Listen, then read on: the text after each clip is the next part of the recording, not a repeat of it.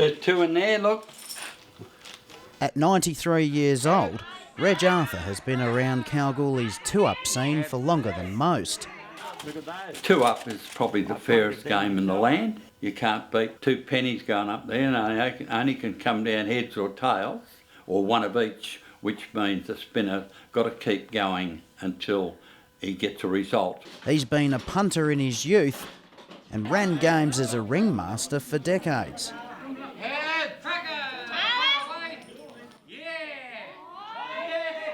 The ring keeper, he will throw the coins in and call for a spinner. He might start in one corner and you can't go backwards, you go around in clockwise. You can't jump in and have two spins, it's got to go around the circle. Each spinner will spin until they make tails, or if he keeps heading them, or which I've seen. One girl at one of our night games threw 19, and she was the worst spinner I've ever seen in my life. That's the most I've ever seen. I've seen 13 pair and quite a few others, but that's the most I've ever seen, but was the worst spinner. Until July 1983, two-up was illegal. And Reg remembers when police raided the games. I've been there when the cops come, and that's when I was young, and done a runner. But you had to do the 100-yard dash really. Oh yeah, I reckon Usain Bolt wouldn't have got a hold of me that day. He's seen many fortunes won and lost. The smart player will win his 200 or 300 and stop. If you stay there, well, you finish up without your boots. You've got to know how to play the game. Known for his ability to spin a yarn, Reg remembers the day a spinner landed one of his pennies in a tree. Probably in me mid-20s in those days, when pounds were pounds, and I was battling. I thought I'd go out and try and win a quid.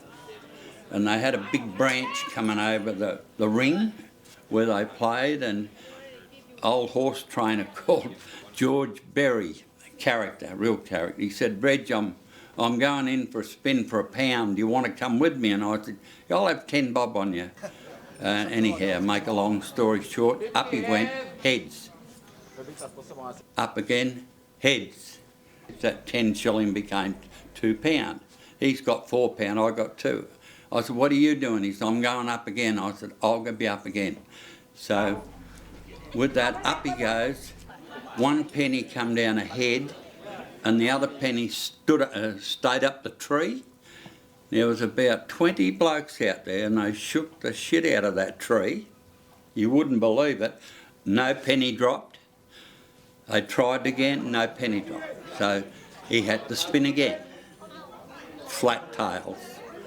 And about 20 minutes later, that penny fell down without a breath of wind and come ahead. And everybody just cracked up. But it was worth £4 to me and £8 to him. In those days, that wasn't a bad little, that'd be your wages, I reckon. 40 years ago, amendments to Western Australia's Police Act took effect, allowing the game commonly known as bush two-up at Kalgoorlie to be conducted by two individuals, Jack Sheehan and Nick Turridge. The pair had run illegal two-up games since World War II. Today, Mr Sheehan's sons, Danny, Dave and Bill, are keeping the family tradition alive. It's not as big a game now, like in those days we used to play every day. But with the development of all sorts of things like internet gambling and stuff like that, we've only got really enough people to play once a week. Danny Sheehan was ringmaster back then, and 40 years later, not much has changed. Yeah, how many games I've been to, I don't know, mate, I don't know. I've lost count, I suppose, if you added it up. I mean, when you contacted me and said you want to do a story because it's been legalised 40 years, I thought, this bloke, there's something wrong with his head. I don't think we've been playing 40 years. I thought it was last week. But, yeah, no, 40 years has gone by. In Kalgoorlie, two-up is akin to a religion. Every Sunday, people come to their church. We're about 7 kilometres east of the town centre. I was just speaking to a chap over there. He said it's like coming to church every Sunday. Yeah, it pretty much is like a religion, yeah. And people are all sort of part of a family here, It's a little regular cloud of regulars. The iconic corrugated iron shed was built in 1958. Before that, the locations for games changed constantly, marked secretly, sometimes using a 44-gallon drum on the side of a road, which would lead punters down a bush track. They used to play in all different various spots all over the place, and they'd be getting raided here and raided there, and quite a few funny stories out of that as well. As Dave Sheehan explained, police knew they were fighting a losing battle. Anyway, one time the policeman who was in charge here came along and said Dad to come in and see him, and he said, "My boys have got better things to do than be chasing you around the bush everywhere." So that's where this site was actually agreed upon, and like I said, 1958. Before it was legalised, police tolerated two-up, much like Kalgoorlie's famous brothels. Kalgoorlie was that sort of frontier, western town that where it had an obvious brothels, Hay Street, and it had the two-up, both very illegal, but both tolerated, but it was Kalgoorlie.